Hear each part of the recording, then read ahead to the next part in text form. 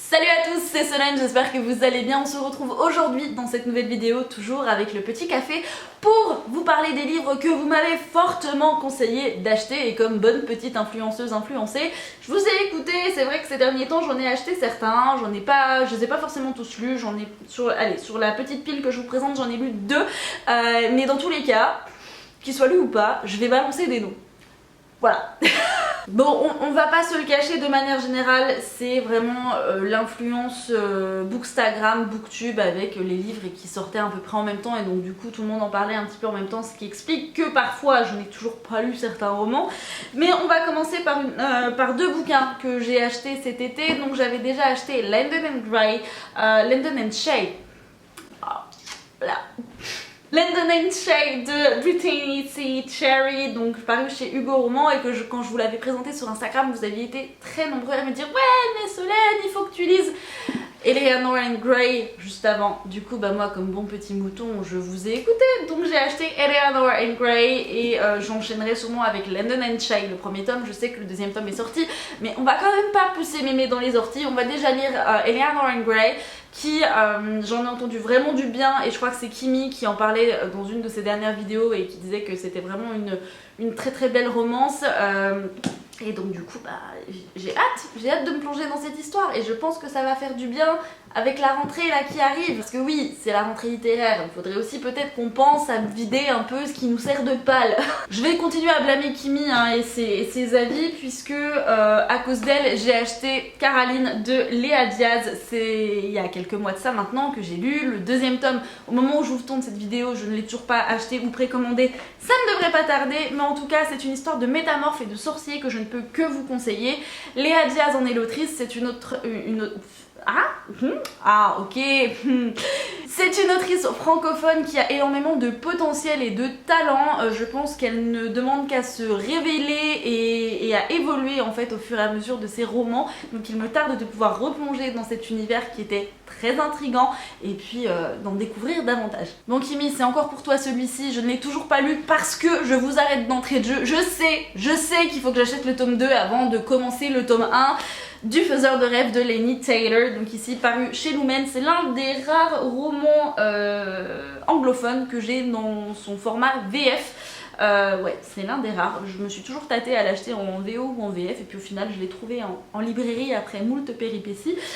Et c'est vrai que je n'ai toujours pas lu celui-ci parce qu'il me fait peur, et en même temps, quand je vous l'avais présenté sur Instagram, vous aviez été très très nombreux déjà à applaudir le fait que j'avais enfin acheté le Faiseur de rêve, et vous avez été d'autant plus nombreux à me dire Solène, il faut que tu achètes la Muse des cauchemars. Alors sachez que je l'ai toujours pas acheté, du coup j'ai toujours pas lu le Faiseur de rêve. Est-ce que je vais réussir à le lire avant la fin d'année 2020? I don't know. Je sais pas si on blâme encore Kimi pour ce roman, mais c'est pas la seule en tout cas, et promis, cette vidéo n'est pas sponsorisée par Lumen. J'avais craqué très récemment pour L'envol du phénix, le premier tome, Sœur de sang, c'est de Niki Popretto, et c'est donc voilà, c'est toujours paru chez Lumen. Pareil, c'est un roman, je savais pas si je l'achetais en VO ou en VF, et puis je l'ai trouvé en librairie, donc je l'ai acheté en VF. Je ne l'ai toujours pas lu, c'est une belle bricasse, mais néanmoins il me fait quand même pas mal envie. C'est une histoire de phénix et de sœurs qui deviennent dompteuses de phénix. Je crois qu'il y a une histoire de rebelles en même temps, et enfin bref, je n'en sais je sais plus grand chose du résumé parce que je l'ai lu il y a très longtemps, et je n'ai pas envie de me retaper la longueur de ce résumé de chez Lumen, et en fait j'ai envie de plonger dans cette histoire comme ça sans en connaître davantage. C'est vrai que j'ai eu des retours me disant que avec ce bouquin ça passe ou ça casse. Honnêtement, je préférerais que ça passe parce que c'est pas souvent qu'on a des romans avec des phénix en fait au final. C'est vrai que dans les créatures fantastiques, on a très souvent les légendaires et mythiques dragons qui restent, je pense, mes créatures mythologiques préférées. Mais c'est vrai que ça peut être très intéressant d'avoir une histoire autour des phénix. Et puis voilà, la couverture est chouette quoi, et je me suis laissée bêtement et simplement influencer, voilà. L'avant-dernier roman que je vous présente, c'est La faute à Nina Quill. Voilà, elle est blâmée elle aussi d'entrée de jeu, mais ça a été un énorme coup de cœur. Je vous l'ai présenté récemment dans mes updates lecture. C'est Le poids des sentiments de N.R. Walker, qui est une romance MM, donc homme-homme, qui partage des valeurs qui me sont très chères autour de l'alimentation et du sport. Vous savez que ce sont des thématiques qui personnellement me touchent assez profondément, et c'est vrai que c'est un roman qui traite de ces thèmes-là avec une beauté incomparable, avec une douceur absolument magnifique, et qui ne part pas dans un extrême. C'est pas véhiculer des idées de faire absolument régime sur régime sur régime pour vous frustrer, avoir des effets yo-yo et partir dans du sport absolument alors que vous n'aimez pas ça. C'est franchement pas l'idée de ce bouquin, c'est pas ça qui est véhiculé ici. C'est vraiment... je vous laisserai découvrir en fait, tout simplement parce que vous devez absolument lire ce bouquin. Là je suis désolée, je redeviens un petit peu l'influenceuse qui a été influencée, mais Nina Kuil a vraiment bien fait d'en faire autant d'éloges, et je trouve qu'on ne parle pas suffisamment de ce bouquin qui, à mon sens, est un incontournable.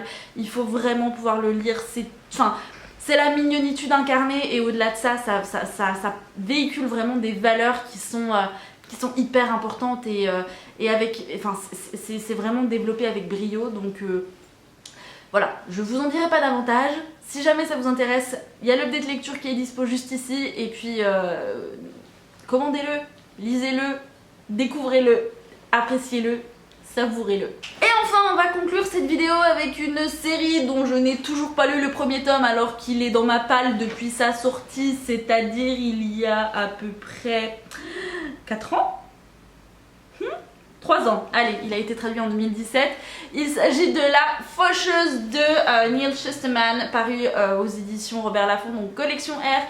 C'est une saga que je n'ai toujours pas commencée, c'est une saga qui me fait envie, mais j'ai très peur, et il y a eu tellement de retours positifs sur les premiers tomes de cette, je crois que c'est une trilogie, que je ne sais absolument pas si je vais me lancer ou pas un jour dedans, parce que ça me fait très peur.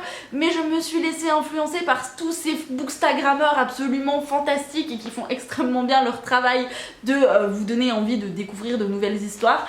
Sauf qu'il y a eu tellement de hype autour de ce bouquin que c'est un petit peu comme pour Le Faiseur de rêves en fait. J'ai un petit peu peur de me lancer dedans, mais c'est vrai que bon, allez, je me dis, il faudrait peut-être que je tente, pourquoi pas, mais c'est vrai que bon, les derniers romans que j'ai tentés qui sont dans ma palle depuis quelques temps n'ont pas forcément été très concluants, donc bon, l'un dans l'autre, je pense qu'il sera lu un jour ce bouquin, et je pense qu'il y a moyen que je l'apprécie, parce que le pitch a l'air absolument incroyable.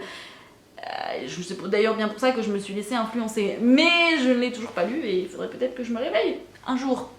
J'en ai terminé avec cette vidéo qui n'est clairement pas bonne pour mon porte-monnaie, et même peut-être le vôtre, puisque en fait je me rends compte que je me laisse énormément influencer, mais en même temps c'est un petit peu le jeu, et j'aime regarder et découvrir de nouvelles choses, donc forcément quand je regarde les vidéos des copains sur Booktube ou sur Bookstagram et que je vois leurs recommandations en post ou en story, bah oui, ton regard est forcément attiré par certains bouquins plus que d'autres, et bah forcément ça finit dans ta wishlist, et très souvent ça finit dans ta palle, et donc du coup ton banquier te passe un coup de fil en te disant tu as encore déconné.